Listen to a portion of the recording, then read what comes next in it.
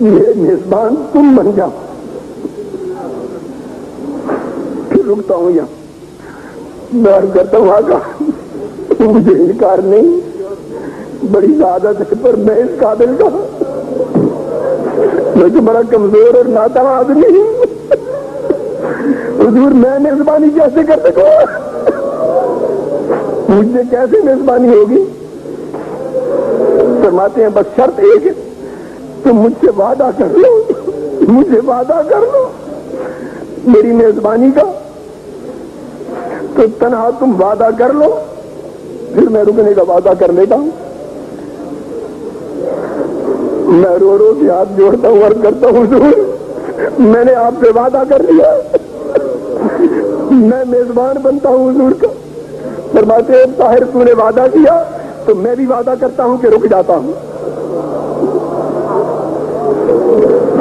اور فرمایا کہ میں مزید 7 دن اپنا قیام پاکستان میں تمہارے کہنے پہ روک کر لیتا ہوں. 7 دن مزید رہوں گا یہاں. کتنا؟ فرمایا 7 دن مزید یہاں رہنے کا وعدہ کر لیتا ہوں. اب میں کچھ نہیں کہہ سکتا کہ 7 دنوں سے مراد کیا ہے, وہ کتنی مدت ہے یہ وہی جانتے, اس کی تفصیل معلوم نہیں ہے مجھے. 7 دنوں سے مراد کتنی مدت ہے؟ فرمایا 7 دن میں رکتا ہوں تمہاری میزبانی میں. میں نے کہا حضور مجھے منظور نہیں, پر یہ کیسے ہوگا سب کچھ؟ فرمایا تم عہد کر لو, بس سب انتظام ہو جائے گا, سب انتظام ہو جائے گا. یہ جھوٹ بولتے ہیں کہ ہمارے دارالعلوم دیوبند میں اللہ کے نبی آئے, مولوی قاسم نانوتوی سے سارا حساب و کتاب چیک کیا. میں اللہ کا واسطہ دے کر کہتا ہوں ان مولویوں سے پوچھو, اگر رسول اللہ صلی اللہ علیہ وسلم اس طرح دنیا پہ تشریف لا سکتے, جنت سے اس طرح دنیا پہ آنے کا آپ کو اختیار ہوتا, تو جب اللہ کے نبی صلی اللہ علیہ وسلم کی وفات پر صحابہ کا پہلا اختلاف ہوا تھا, سیدنا عمر نے تلوار نکال کر کہا تھا, جس نے کہا نبی فوت ہو گئے میں اس کو قتل کر دوں گا. اس وقت اللہ کے نبی صلی اللہ علیہ وسلم نے آ کر اس اختلاف کو ختم کیوں نہیں کروایا؟ جب سیدنا عمر شہید ہوئے, یہ سیدنا عمر نماز پڑھا رہے, قریب ہی آپ کی قبر مبارک ہے, اللہ کے نبی صلی اللہ علیہ وسلم باہر تشریف کیوں نہیں لائے؟ قاسم نانوتوی پہ چندہ کھانے کا اگر کسی نے الزام لگایا تو یہ ڈرامہ رچا لیا کہ مجھے کیا کہتے ہو, میرا تو اللہ کے نبی نے آ کے ایک ایک پائی کا حساب چیک کر کے مجھے سچا ثابت کر دیا ہے. ارے یہ قبر رسول صلی اللہ علیہ وسلم, یہ حجرہ عائشہ رضی اللہ تعالیٰ عنہ, اور یہ نبی کی مسجد میں سیدنا فاروق اعظم نماز پڑھا رہے,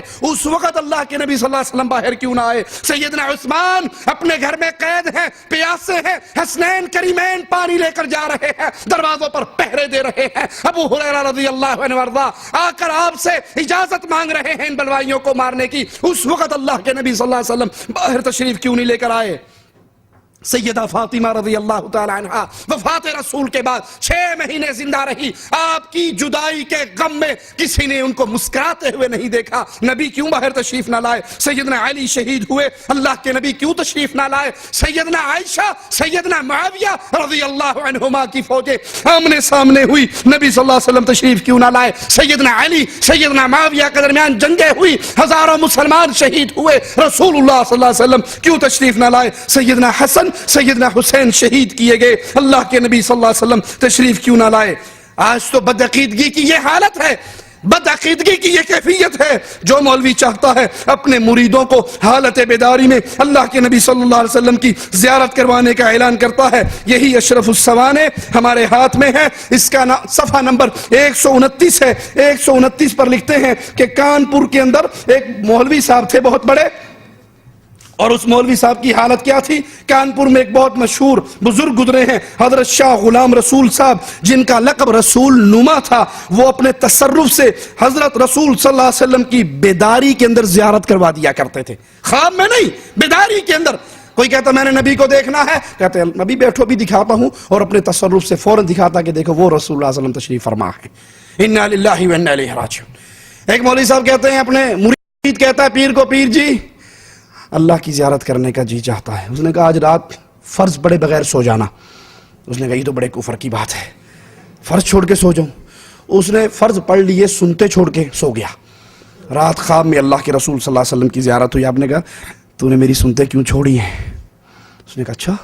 صبح اس نے پیر صاحب کو بتایا کہ پیر صاحب آدھے نسخے پہ عمل کیا تھا، فرض نہیں چھوڑے تھے، سنتے چھوڑی تھی. تذکرہ غوثیہ غوث علی شاہ قلندر قادری کی کتاب کے اندر یہ قصہ ہے. کہا بے وقوف، تو نے سنتے چھوڑی تو نبی کی زیارت ہوگی، اگر فرض چھوڑ دیتا تو خود اللہ کی زیارت ہوتی کہ میں تیرا کی بھی گاڑیا، میرے فرض کیوں چھڑ گئی. لا حول ولا قوت الا باللہ. مولانا طارق جمیل صاحب بھی ایسا ہی ایک من گھڑت واقعہ بیان کرتے ہیں، سنیے. کہتے ہیں ایک بدو قبر رسول صلی اللہ علیہ وسلم پر آیا اور کہا السلام علیکہ یا رسول اللہ صلی اللہ علیہ وسلم. پھر کہا آپ کے رب نے کہا ہے وَلَوْ أَنَّهُمْ إِذْ ظَلَمُوا أَنفُسَهُمْ جَاءُوكَ فَاسْتَغْفَرُوا اللَّهَ وَاسْتَغْفَرَ لَهُمُ الرَّسُولُ لَوَجَدُوا اللَّهَ تَوَّابًا رَحِيمًا. کہ اگر آیت کا معنی ہے اگر یہ گناہ کر لیں، ظلم کر لیں اپنی جانوں پر، پھر آپ کے پاس آئیں، آپ ان کے لیے اللہ سے معافی مانگے اور یہ بھی معافی مانگے تو پھر اللہ ان کو معاف کر دے گا. کہا اے اللہ کے نبی میں آپ کے پاس آیا ہوں، اپنے گناہوں کو مانتا ہوں اور معافی مانگتا ہوں، آپ کو اللہ کے دربار میں سفارشی بناتا ہوں، آپ کا رب میری بخشش کر دے. پھر رونے لگا، 4 اشعار پڑھے، آنسو پوچھتا ہوا چلا گیا. ایک شخص وہاں قبر پہ بیٹھا ہوا کچھ پڑھ رہا تھا، اس کو اچانک اونگ آئی، اچانک نیند آئی اور اس کی نیند میں خواب میں رسول اللہ صلی اللہ علیہ وسلم کی زیارت ہوئی. کہا اٹھو، اس بدو کو بتاؤ تیری فریاد پہنچ بھی گئی ہے، تیری بخشش ہو بھی گئی ہے. ایک بدو آتا ہے، آپ دنیا سے جا چکے ہیں. عاتبی رحمت اللہ علیہ قبر پر بیٹھے کچھ پڑھ رہے ہیں. وہ بدو اونٹنی کو بٹھاتا ہے اور قبر پہ آ کے کہتا ہے السلام علیکہ یا رسول اللہ، سلام پیش کرتا ہے. پھر کہتا ہے یا رسول اللہ آپ کے رب نے کہا ہے وَلَوْ أَنَّهُمْ إِذْ ظَلَمُوا أَنفُسَهُمْ جَاءُوكَ فَاسْتَغْفَرُوا اللَّهَ وَاسْتَغْفَرَ لَهُمُ الرَّسُولُ لَوَجَدُوا اللَّهَ تَوَّابًا رَحِيمًا. کہ اے میرے نبی یہ اپنے پر ظلم کر کے آئیں، گناہ کر کے آئیں اور پھر معافی مانگیں اور تو سفارش کرے اور یہ معافی مانگیں تو میں انہیں معاف کر دوں گا. یہ اس نے آیت پڑھی، پھر کہنے لگا میں جئتک مستغفرا لذنوبی، میں آپ کے پاس آیا ہوں، اپنے گناہوں کو مانتا ہوں، معافی مانگتا ہوں. مستشفعا بک الی ربی، میں آپ کو اللہ کے دربار میں سفارشی بناتا ہوں کہ آپ کا رب میری بخشش کر دے. اور پھر وہ رونے لگا اور اس نے یہ 4 شعر پڑھے جس کا میں نے آپ کو پڑھ کے سنائے کہ اے وہ ذات جس کے قبر میں جانے سے اندر بھی پاک ہو گیا، باہر بھی پاک ہو گیا، اندر بھی خوشبو اور اوپر بھی خوشبو، پہاڑ بھی مہک اٹھے اور وادیاں بھی مہک گئیں، زمین کا تحت بھی اور خوف، ہر طرف خوشبو پھیلی. میری جان قربان اس قبر پر جس میں آپ آرام کر رہے ہیں، آپ کے ساتھ آپ کا جود و کرم اسی طرح ہے جیسے دنیا میں تھا. میں آپ کے طفیل پل صراط پار کروں گا، اس کے بغیر نہیں کر سکتا. ہاں میں ابو بکر عمر کو بھی نہیں بھول سکتا. آپ پر اور ابو بکر پر اور عمر پر جب تک قلم کار کا قلم چلتا رہے میرا سلام آپ کو پہنچتا رہے. یہ اشعار کہے اور آنسو پوچھتا ہوا اونٹنی کو چل دیا. ابھی وہ اونٹنی پہ بیٹھ رہا ہے کہ عاتبی پر ایک دم نیند آئی، ایک دم اونگ آئی. فوراً اللہ کے نبی کی خواب میں زیارت ہوئی کہ عاتبی اٹھو اور اس بدو سے کہہ دو تیری فریاد پہنچ گئی اور تیری بخشش ہو گئی. تو اس خطے کا تو کوئی مقابلہ نہیں ہے. انا للہ و انا الیہ راجعون. اللہ کے بندو سوچو اگر یہ طریقہ ملاقات رسول کا ہوتا، بیداری کے اندر ملاقاتیں ہوتی، یا قبر رسول پہ آ کر رونے سے، دعائیں کرنے سے، سوال کرنے سے اللہ کے نبی سے بات ہو جاتی، درخواستیں قبول ہو جاتی، تو پھر بتاؤ صحابہ کرام نے اس طریقے کو کیوں نہیں اپنایا؟ جب سیدنا علی کہہ رہے تھے سیدنا معاویہ کو پہلے میری بیعت کرو، سیدنا معاویہ کہہ رہے تھے پہلے عثمان کے قاتلوں کو ان سے انتقام لو، تو اللہ کے نبی صلی اللہ علیہ وسلم کی قبر پہ دونوں نے آ کے اپنی درخواست پیش کیوں نہیں کر دی کہ اللہ کے نبی میں یہ کہہ رہا ہوں، یہ کہہ رہا، حق کیا ہے آپ فیصلہ فرما دیجئے. انا للہ و انا الیہ راجعون. جب ہم مولانا طارق جمیل صاحب کے ان جھوٹے بیان کردہ قصوں کو بیان کرتے ہیں تو کچھ لوگوں کو تکلیف ہوتی ہے. حقیقت یہ ہے علماء دیوبند کے مفتی زر ولی خان صاحب مجبور ہو گئے یہ بات تسلیم کرنے پر کہ مولانا طارق جمیل من گھڑت قصے بیان کرتے ہیں. ایک قصہ مولانا زر ولی خان نے جو طارق جمیل صاحب سے سنا وہ خود اپنی CD میں بیان کرتے ہیں کہ طارق جمیل صاحب نے فرمایا سیدنا عثمان کے اونٹوں کا قافلہ آیا اور آپ نے مدینے کے اندر سارے صدقہ کر دیے. کہا ادھر تو صدقہ ہوا. رات کو عبداللہ ابن عباس نے خواب دیکھا اللہ کے نبی صلی اللہ علیہ وسلم گھوڑے پر بیٹھے کہیں جا رہے ہیں. انہوں نے کہا اللہ کے نبی آپ سے بات کرنی ہے. آپ کہاں جا رہے ہیں؟